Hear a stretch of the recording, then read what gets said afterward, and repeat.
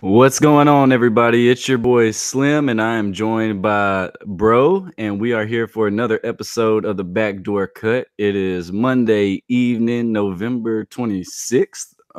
So no Grizzlies game tonight, but we are here to kind of wrap up the week that just was, take a look at the week ahead, talk about some crazy ass trade scenarios Grizzlies Twitter is proposing. And just talk all things Grizz here, probably about 30-45 minutes. We'll see how long it goes. But before we jump into everything, Professor, how you doing? I'm good, man. How are you? Man, I can't complain. Had a good Thanksgiving, as we hope all of our listeners did, and back to the grind this morning, and back to real life. Yeah, you got to witness your first in-game experience for the Grizz this year out on the West Coast, huh? How was that? Yeah, so I went to see them play the Clippers on Friday, the day after Thanksgiving, a little afternoon matinee. Um, it was a weird experience. It's always a weird experience going into an arena that's not FedEx Forum, but especially going to the Staples Center and it not being a Lakers game. Yeah. Everything is just so generic because that building is used over and over again for so many different teams and things like that. It you just don't feel like you're in anyone's home, really. Yeah. Uh, Damn sure not the Clippers. I haven't made it to a Lakers game this year, but definitely does not feel like the Clippers home. The crowd was very weak early on, but once they went on their third quarter run, which I'm sure we'll Oh, talk third about. quarter runs, huh? Yeah, we'll talk about these third quarters here in a minute, but it really livened up, and there in the fourth quarter and overtime, they had a nice crowd, so it was an overall good experience. No one was, rude to us for wearing Grizzlies gear or anything like that. We got there early and watched the end of the Memphis Tigers football game in their little bar, Oh, that's kind of cool. kind of like the Jack Daniels or Let It Fly Lounge or whatever it's called now, but Bud Light Lounge. But, Get your sponsorships correct. yeah, my bad. So yeah, it was a good time. Hated to see us lose, but Lou Williams is the man. So Yeah, he can hoop. He's a Grizz killer for sure. yeah, there's just too many of those out there. But yeah, man, how was your Thanksgiving? Pretty good. Just laid around, watched a lot of college basketball. Got my hopes up Friday. City of Memphis had what, a football win, basketball win, almost a Grizzlies win, and then kind of weekend was kind of sad on Sunday with Tigers and Grizzlies both kind of underperforming. But Yeah, yeah, long we season. we went from the highest of highs in the middle of the week to we didn't end the week so great, but No, not well, at all. we'll blame it on the holidays. So, anyways, let's get in. Last week, the Grizzlies played the Mavericks. Then we played San Antonio in San Antonio. Then we played the aforementioned Clippers game in LA. And then we came home and played the Knicks on Sunday. Bro, let's just kind of recap these games. Obviously, we went 2-2, beating the Mavs and the Spurs, and then we fell to the Clippers and Knicks. Let's talk about the wins a little bit. That Mavs game and that Spurs game. What were kind of some of the highlights and things that you saw that stood out? Yeah, so kind of with the Mavs, DeAndre Jordan, he's been a really big addition to their team. That's something I kind of was looking forward to seeing this summer when he signed with them. That man is he's just a monster. And now he actually can shoot free throws, which I was unaware of his new free throw technique. Do you know about this? I do not. Where so he does something apparently where he like asked a teammate a really obvious question when he gets the ball from the ref. So he looks down to the block to whoever is down there and he asks them something, and because the answer is always a nod, and then he goes and and then shoots his free throw. But he's shooting like 80% this year as opposed to the 50-something% that he has been shooting in his Yeah. career. Hey, it's only weird if it doesn't work. I guess so, but it was highly entertaining. But he grabbed 20 boards on us and 17 points. He played 38 minutes against us because when he was not in there, you could definitely tell they were hurting. But outside of that, other takeaways, Dennis Smith is freaking fast. Yeah. That man could get up and down the court. Like, just seeing him in person was really impressive. Yeah. What about Mark? How did he go at DeAndre? I know he's been going at all the centers, all the big time centers. I think this was the only game I didn't see. Yeah, I'm trying to remember because that was last week, but he did. I think he did well to start off, and then just because of sheer minutes of DeAndre being in there, he started to kind of rake up some stats against some of the other guys that had to come in there and try to guard him. Just because he's got such a nose for the ball, he definitely got his fair share of alley oops and dunks, as he does. That's kind of where 90% of his offense comes from, which is fascinating to me because we've never really had anyone that scored a bunch off of alley oops, at least that I can remember. Right. No. Yeah. I mean, you're Mark's pretty not much flying through the paint or anything. well, but offensively, how was Mark? How many points did he end up with? In that game, Mark had 17. Really, that was a big Mike game. He had 28 points, and he had 7 threes that game, 7 on 11, which I That's believe right. that might have been tied his career high or something like that. But he really showed out that game. He was a plus 18, so that was pretty impressive. And And then how was Jaren? Jaren, Big rookie matchup. yeah, Jaren put in 13 points, only had 3 rebounds, but he did have 4 blocks, and he actually played a lot of minutes that game. He got 36 minutes strong, so that was pretty good showing, at least time-wise, from him. And only 3 fouls, which you think would be kind of surprising against someone like Jordan down there.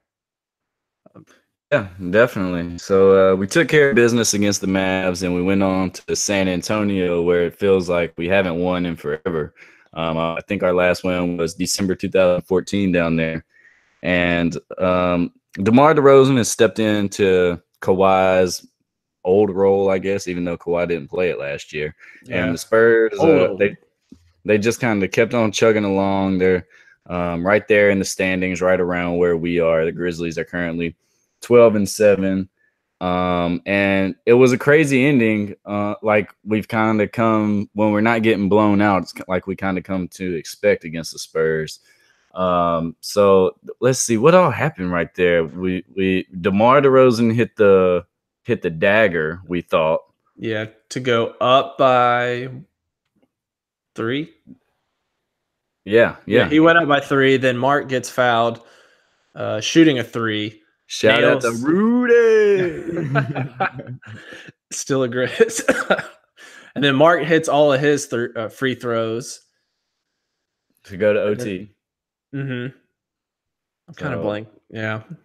Yeah. And right after that, LaMarcus Aldridge had a chance to win it. And Mark made some contact with him on his jump shot, and the refs kind of gave us the benefit of the no call, and we went on to win that game. Who led us in that game in scoring? I can't remember. Mike or Mark, I feel like it was. Yeah, Mike had 30 that game, and Mark had 20. So Mike had 2 back-to-back really good games, and Mike had 9 assists also. So he was killing. And then obviously something that kept the Spurs in was freaking Patty Mills. Patty Mills is that guy for San Antonio, that role player that always gets us.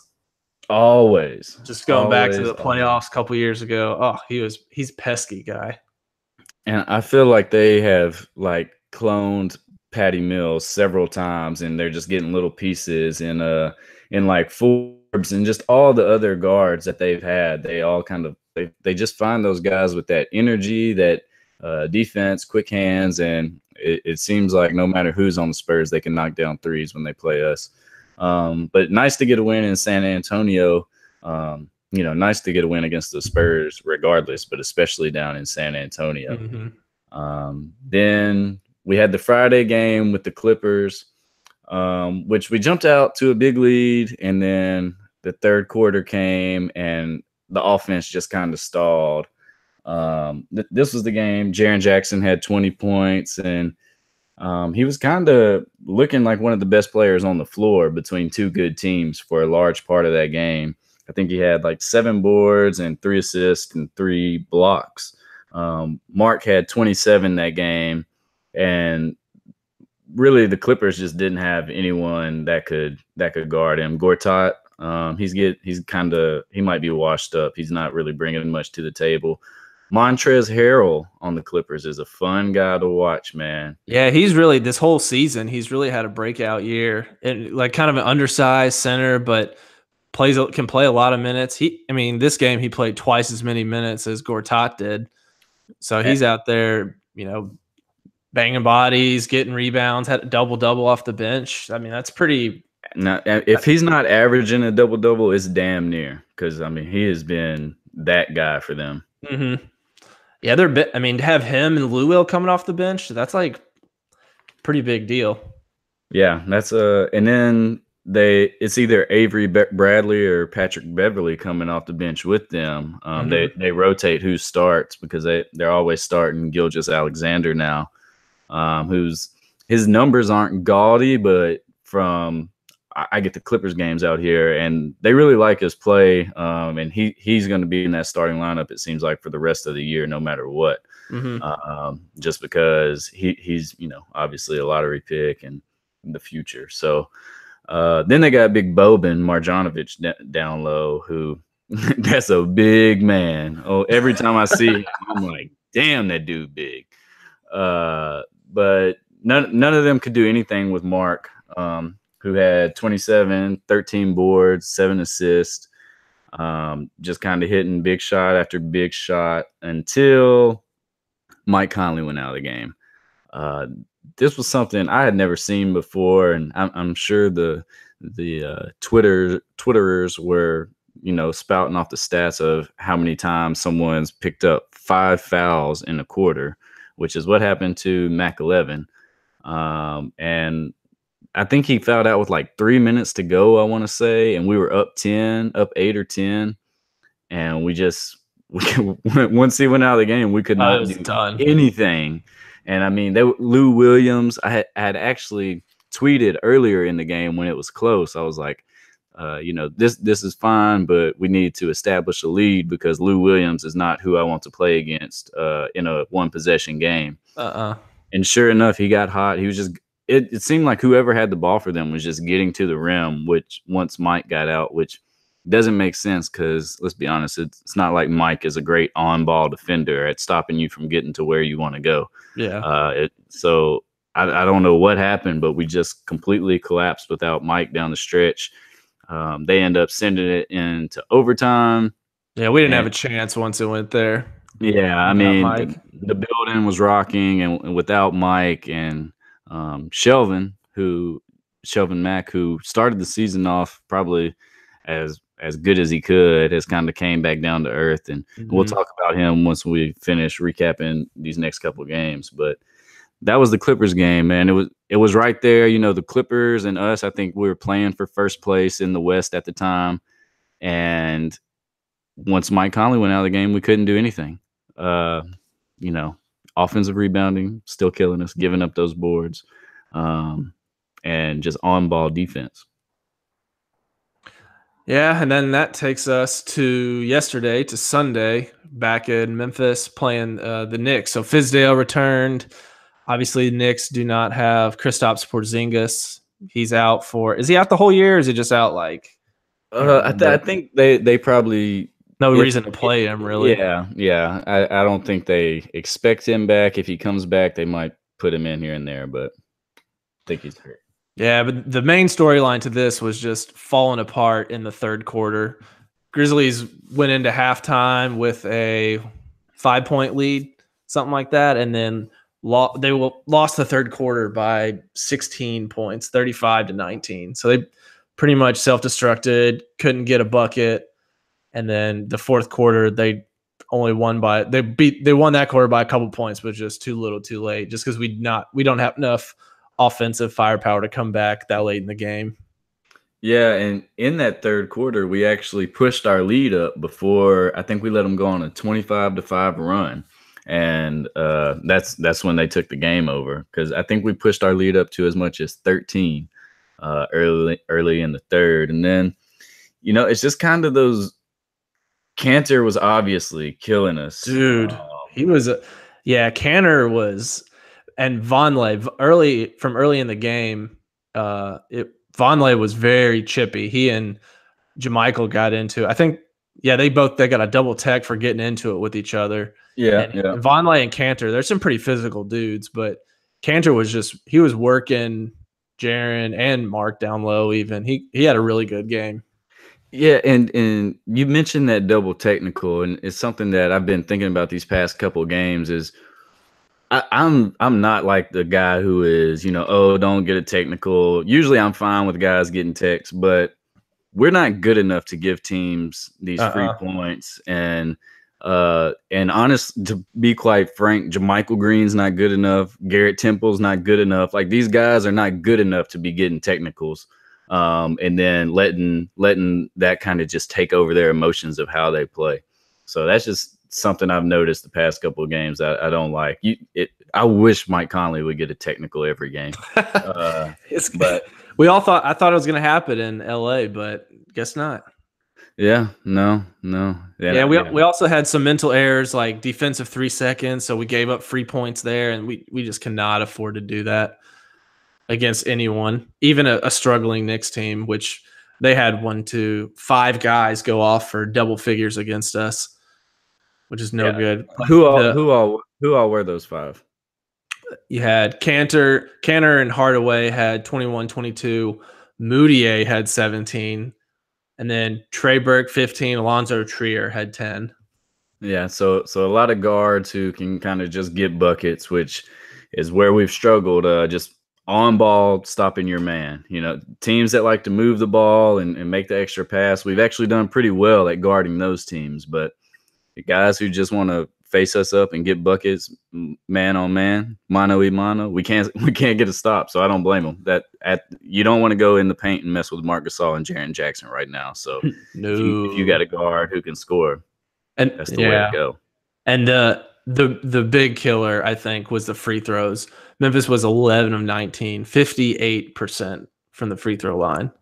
Yeah, that's tough. That's terrible. That's really going to kill you.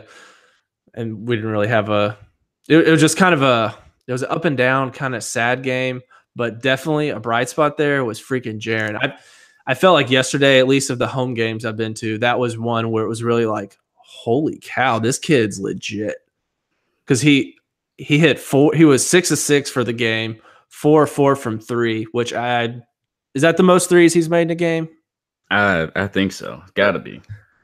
Yeah, he was hitting them from all areas beyond the arc. He'd make a play on offense, come down to the other end, and get a block. I mean, he had 7 blocks, and we had 19 as a team, and still lost that game. So yeah, that was ridiculous. Yeah, what I like about Jaren's blocks is a lot of them are coming off ball, coming from the weak side, wait until the guy goes up, and then he's just timing it, and he's got freaking long arms, so he's able to capitalize on that. It's beautiful. You can see it developing. And when he doesn't get a foul called on him, it's pretty awesome. Yeah. So luckily these past few games, it seemed that he's been getting a better whistle. Hopefully that continues. But in both of those losses, when Mike fouled out against the Clippers and then late versus the Knicks after we had to make the comeback to get back in the game, Mike was dead tired. And we tried to take him out and the Knicks pushed their lead back up. So I don't know how we're going to do it, but we can't continue to run Mike and Mark, quite frankly, as many minutes as we're running them and expect them to be able to just carry us every game. Mike's conditioning, I don't know if his conditioning is just still like trying to get caught back up to, playing NBA basketball or what it is. Yeah. I mean, they did have 4 games last week. So kind of towards the end of that was pushing it for him, Yeah. So hopefully it was a week that kind of helped him to get back in shape. And this week is rather light. It's 3 games, but they're really spread out. So this kind of seems like a good week for him to get some rest. But yeah, like how I guess we can jump right into kind of our roster analysis and the team. How can we get more scoring without counting on Mike and Mark to, carry us every minute of every game? Yeah, because the thing is that with the pace we play and the defense that we play, you kind of know every game's going to be around 100 points for both teams. So we really don't have the firepower to blow anyone out, which is not good because that means we're leaving guys on the end of the bench that we're never going to get in the game, you know? Mm-hmm. Like Javon Carter's never going to get minutes because we got to freaking play Mike like 36 minutes a game no matter what. And because if Shelvin's not on, then we're back to where we've been the past few games where we get L's. Well, So that maybe Javon should see some minutes when Shelvin's not playing like he was to start the season. yeah, because Javon's hooping down in South Haven. He's I think 20 point. He's had at least one 30-point game, and he's averaging 20 points down there. Yeah, So and I think the last 5 games, I was looking at this earlier, I think Shelvin's averaging like 5 points and 2 assists in 22 minutes. So, I mean, it's not like we're losing a great deal of production if this continues. Obviously, he's earned the right to kind of, I don't know. I would like to see Javon here and there, but I'll give him the benefit that he has earned the right to, have a little longer rope. But I will say, I don't like the Mike and Shelvin lineup as much as everyone.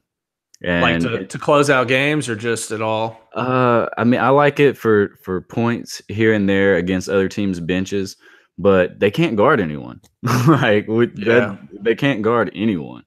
So, but what have you thought about the wing players? Temple's obviously cooled off. You got Kyle, who splits time between the wing and the post, and then Selden and Marshawn, who have been coming off the bench. Obviously Dylan's still out with his injury, but just kind of those 4.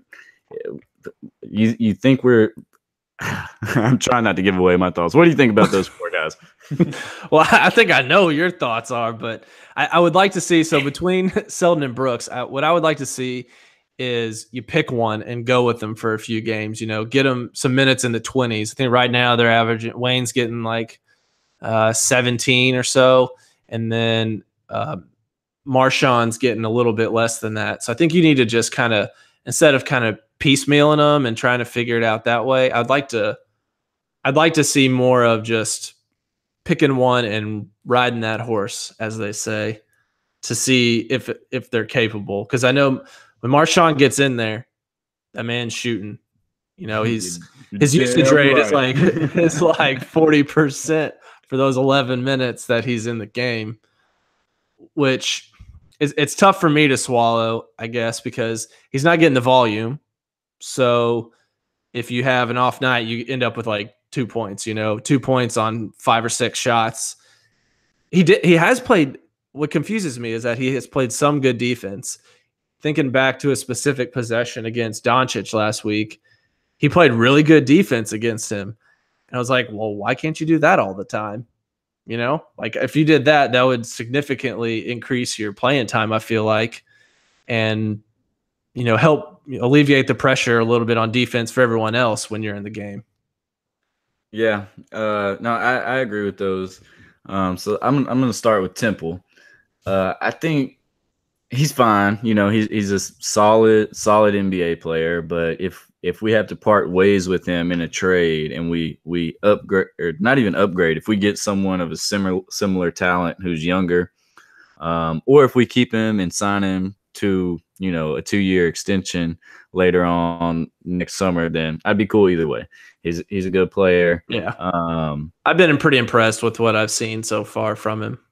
Obviously, we knew he was going to cool off after his hot start, just like Mac. So he's just regressing to the mean. Kyle's kind of been the subject of you going to his defense in the Grizz Nation Facebook group, because he doesn't put up gaudy numbers. He doesn't. He doesn't hit the threes. I mean, you can tell he doesn't even want to shoot the fucking threes. He's like, when he catches it. Oh yeah, he looks like me out there. He's like, I just pass back the point guard. Where are you at? Like until the ball leaves his hand, you can tell he's like not sure about it. Like until it just rolls off his fingers. But he's been good defensively. Like part of the reason we are so good defensively. Mm-hmm. His offense is. I mean, when we brought him in, we said we were going to use him as more of that point forward. and we've done that like literally like times, not at all. Oh yeah. So and he's also a lot better when he's playing as the backup four man, or like his post defense is really good and he can rebound. And so I'm wondering if maybe that's a way to get Mike a little rest, especially if Shelvin's not giving you what you need, then you just let Kyle take over the backup point guard duties like we were kind of saying the whole time. So it'd be interesting to see if we struggle in the next couple of games, if JB makes those, kind of rotation changes or role changes, I guess. But I think that's something we need to look into. Then Selden, like I told you guys the other day, like it's like he comes in and hits a three, and I'm like, all right, let's go, Wayne. And then like you don't hear from him for the rest of the game. Yeah, he's a big like I get in the game, make a splash, and then disappear guy. But then he'll go 3 for 3 of 3 on threes, and like some of them will be big late in the game.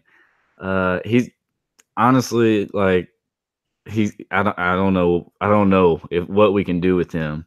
But one thing I do know, Professor, is that Tell me. Marshawn Brooks Uh-huh.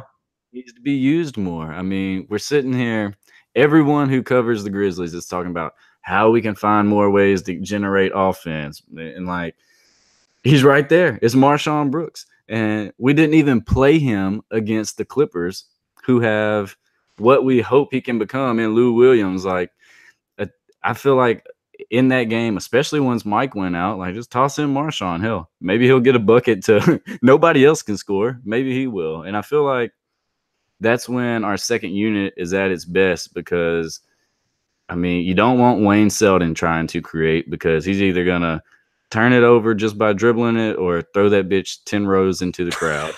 I mean, Shelvin, he is what he is. We've already talked about all these guys, but if you're not going to feature Jaren Jackson when Mike and Mark aren't in the game and like make him shoot it every time, then do it to Marshawn. Like let Marshawn do it. And I would just like to, like you were talking about, giving him that long rope, a couple games of 25 minutes or so. Just see. Maybe it's a complete failure, but like you said, he can score. His defense has proven not horrible. And honestly, we've got solid team defenders. So if you have a weak link out there, like it's not the end of the world. He's no worse than most like your average NBA player at defense. And it's like people used to say that with Troy Daniels. It was like, okay, if he gives up 2 points here and there, but he's scoring 12, like just it's simple math. Like offense outweighs defense, and it always has, and it probably always will. And he's not a horrible. He does have some passes where you're like, damn. Like as a Marshawn stan, you're like, wish you wouldn't have done that, But he's proven capable to like run the pick and roll and find the open guy more times than not. So I would just like to see him get more run and just give him that nod over Selden. I could not believe he didn't play in that Clippers game. That really I was taken aback. It really doesn't make sense why we don't have that many players that can score to not like play him at all, Not even give him his 13 minutes he's averaging. Yeah, and I mean, you're not even helping him to be a trade piece like come the deadline time. So it'll be interesting to see. I think maybe things kind of got a little convoluted because we won some games early that we weren't supposed to win, and maybe JB and the coaching staff were just trying to ride that wave and get as many wins as we could and ride Mike and Mark to kind of give ourselves that cushion before the inevitable, couple games off here and there, that type of stuff. But a guy who doesn't need any games off is Jaren Jackson. Jaren. And today on Twitter, people were entertaining the idea of packaging him in a trade. I think it was like with Garrett Temple for Bradley Beal. Please tell me why anyone would want to do that. Why would you want to trade the most exciting player that we've had in like ever? He could very well be the best Grizzly ever, right? Yeah, I mean, at the rate he's going, it's not a lot. What was Chief saying? He ran the numbers for Chris Bosh and somebody else. Per 36 for Bosh and Garnett. Yeah, for their yeah. rookie seasons, I think, through this many games, and he was trending higher than them. Obviously, small sample size, but just the eye test tells you that's totally possible. I mean, what really shocks me is when he takes someone from the perimeter. It's like he doesn't look like his body knows how to do that yet. And like it's a little awkward and sometimes I'm like, "Oh shit, that spin move's not going to work." But he's got the confidence to try it, and I think it's like half of Grizz Nation has been saying he needs to be featured and all this, and other people are like, "No, he needs to be brought along." The dude don't need to be brought along. He's here. He can hoop and he can help us win. And the more we just baby him and coddle him, the worse it's going to be. Like he doesn't have to me the mentality that needs to be like brought along slowly. Like he's kind of I'm gonna like if we're going swimming, I'm gonna jump in this pool first, like out of the friend group. He's just like give it all to me, like just I'm glad at least he got his first late game action against the Knicks, right? Yeah. Crunch time action, which he's earned it. He's earned that right. Um, you know, I don't understand why we would not play him more and run more plays for him. Because he's shown the ability to score, to knock down shots. We need to take some pressure off of Mike and Mark. Like I don't know. If I was the front office, I would say, if I was the owner, I would be like, "Yo, we need to like feature this guy." Yeah, because he's getting 25 minutes a game. I think you can bump him up a little bit closer to that 30 mark because he is averaging the 7th most minutes among rookies this season. And of this, was that 6 guys ahead of him? 2 of them are like Doncic and SGA are, on playoff. Mavs are kind of fringe. They probably won't get there in the end, but Clippers could be for real and could make it. Those guys are both making an impact. The other guys ahead of him in minutes played are like Trae Young and some other folks just playing on like an 8 and so on like really bad teams. Yeah. And Luka and SGA, they're more perimeter oriented, so that they're not as prone to foul trouble. So that could have to do with the minutes as well. Yeah, because he's averaging in games where he gets 5 or more fouls, he's averaging 20. He only gets to play 22 minutes. But the other games where he stays out of foul trouble, so 4 or less, he's getting 27 minutes. So he is kind of like he when he's able to, they are playing him a decent amount compared to other rookies, at least. Yeah. I know that it sure does not feel like that when you're watching the game. Sometimes you're like, where the heck is he? Why has he not been in? But that's what he is getting a decent amount of run. So who would you trade him for? Who would I? So there's like a million stipulations. I think someone is this assuming that like money works out however you want it, or is that part of the situation? Because I'd have to think it would be part of the situation. Yeah. I mean, it's not like it doesn't have to be exact, but close enough. Jeez, I can't even think of. So some people were saying like, you wouldn't trade him for Embiid. You're crazy. But you can attach Chandler's contract. Just assume that. Oh, okay. So the money works. Yeah, I don't know because he's so young. It's hard for me to get the money out of my mind because you're getting him so cheap for 4 years. Right. So right. by the time that he gets to the age that Embiid like started becoming an all-star, he's got 4 years of NBA experience. Just think where he's going to be. Right. And I wouldn't trade him for any of the older superstars, anyone who's like late 20s, early 30s because of longevity. You can have Jaren for forever. And that could be your guy. I haven't pinpointed anyone that I would trade him for because I don't think that like it's whatever we do would be worth it right now when in a few years you're going to have so much money to hopefully bring in someone so that like hopefully Jaren is that type of personality that people want to come play with. Right. That's kind of what you have to hope for at least. What do you think? I'm trying to get my brain going on like who would I'd potentially do it for, but I'm not sure. Do you have anyone in mind? So I would trade him for LeBron James right now, because LeBron's Okay. got his contract. He's not on a 1 year deal. Yeah. Um, No. I Always. would I would do Steph Curry and maybe Greek Freak. Yeah, Giannis would probably be. I wouldn't do like anyone else like Simmons, Mitchell, any of those guys. No, I don't think so there's for literally me. other than the people I just named because well, Durant, what's not Durant or well Durant? No, because of his contract. I'm okay, using their real contracts. okay. And if I'm gonna listen to Greek Freak, I would also listen to Anthony Davis, but I'm not sure of his contract particulars. If he's got at least 3 years, I'd listen. But other than that, I don't think there's not a player in the NBA, Yeah, and I'm not one. scared. I'm scared of injuries too.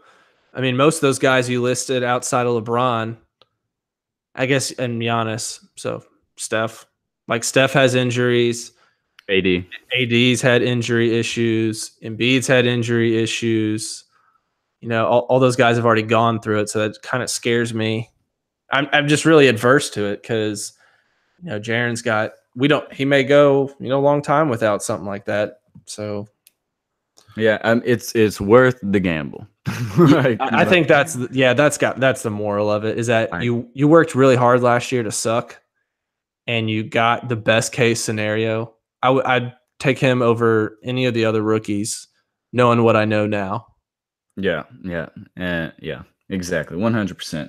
Wouldn't trade him for anything.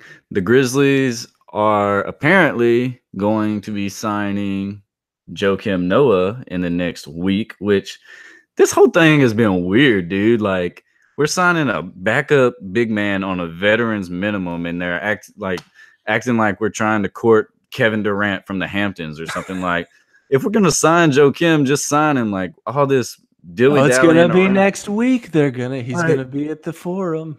like how did we come to the agreement that we're gonna sign him at the end of this week? Like, what the fuck? That's just that's stupid. First of all, like, I don't like our front office doing things like that, like making these promises and stuff like that. Like, just sign the man, unless I don't know, like, is he hurt right now? Is that why we're not signing him? What's I going don't on? know. I'm not. Like, we need I'm him. We need the body now. If we're gonna get him and he's gonna play, what's the point? Yeah, just go ahead and get him out there. Personally, I don't know. I'm not real. I don't know who all is available necessarily. He does not excite me because he's not someone who's going to score. And I know he's like a defensive mind, so that kind of goes along with what we've got. But I was hoping that if we could get anyone, it would be, like a Marshawn Brooks type player or something. Well, but I don't think. I mean, I don't think there's one out there. I don't know if there's a Gerald Green. Like the Rockets were able to just Mm-hmm. grab Gerald last year. I can't think of anyone. But I also wouldn't have thought Gerald Green would have just been on the couch and came in and had the impact he had. Yeah. So, well, I guess we do know one name out there, Carmelo. but That's a whole new system we'd have to implement, I feel like. while we're talking about bringing the old Knicks back together, Oh. Noah, I mean, what would you say are like the three main weaknesses of this team as constructed? Scoring, obviously, and what else would you put in there? So scoring, I guess your front court depth, because I mean Rab just doesn't play for whatever reason. He I really want that guy to be good. I don't know why. But I really want him to be good. But sometimes when he's out there, he just looks so confused. Like Yeah, he played against Philly a little bit, and man, him and Embiid out there it was not even fair. It looked like a high schooler playing out there with him. But Green, JaMychal's been awesome since he's come back. I've been really, really pleased with the energy he's brought. He's hitting threes well. But past that, Anderson kind of scoots down there some, but they're not giving Caspi much run. So and we'll be a little deeper on the wings once Dylan comes back. I don't want to say there can't be another guard because we got Javon that we can use that we haven't. So I guess are they just getting someone to put at the end of the bench, or do you think he's actually going to like skip Rab and start playing some minutes? What do you think they're going to do there? I think you just forgot I asked you a question. I forgot you were answering my question while you were on your tangent. So the three biggest weaknesses are scoring. I forgot that too. I don't know if I even answered them. Did I? You said front court depth, and then rebounding is what I would say. Rebounding, because we're 30th in the league in rebounding and offensive rebounding. Oh man, that's embarrassing. So I think he or any decent big center fits a much needed role on this team, because obviously our personnel that we have right now is not getting it done. So I think having him come in, be able to play the backup five and only the backup five. Like, I don't think we're going to see him next to Mark or anything like that. No funny business. Just when the other team has a backup big man or Mark gets in foul trouble, like, we can't have Cantor going off for 25 and 25 or whatever he did. And we can't have Montrezl Harrell going off for monstrous double-doubles. Like, and those guys have been doing that most of the season. Like, they're probably averaging double-doubles, but when we're holding teams to 100 points, like, we can't have that. So, and if we're not going to really play Rab, then I think we might as well sign Noah. And if it doesn't work, then we cut him after a couple weeks. But I agree, and I think most people agree. I think Chris Harrington was talking about this earlier, that obviously a scorer is more important, but I think that's just going to have to come through trade. But if we were to get one, like, I think the Tim Hardaway Jr. deal, are we going to use him and let him, like, he's not going to be able to play like he's playing on the Knicks as we currently play, like, because Marshawn's not out there just, I mean, he kind of is, not passing. He's trying, man. He's trying to play that way. But so, I mean, but what I'm saying is, if we were to get Tim Hardaway, would we let him just be Tim Hardaway Jr., or would we try to kind of, control his output, or his method of getting to the output, I guess. So I don't know if we're not going to let Marshawn loose, then I don't know if we're going to let any gunner like that loose. Nah, probably not. Whoever you bring in is probably going to be based on the lineup construction that the front office has worked on all summer. It's going to be someone who fits into the scheme that we already have. So it's probably not going to be, a gunner who's just going to kind of go rogue on offense and just get buckets. I wouldn't picture it that way, at least. Yeah, no, not at all. But I think before I let you introduce the schedule for the upcoming week, I think a lineup I would like to see, or a rotation I would like to see, is Mike, Garrett, Kyle, Jaron, and Mark, like it's been.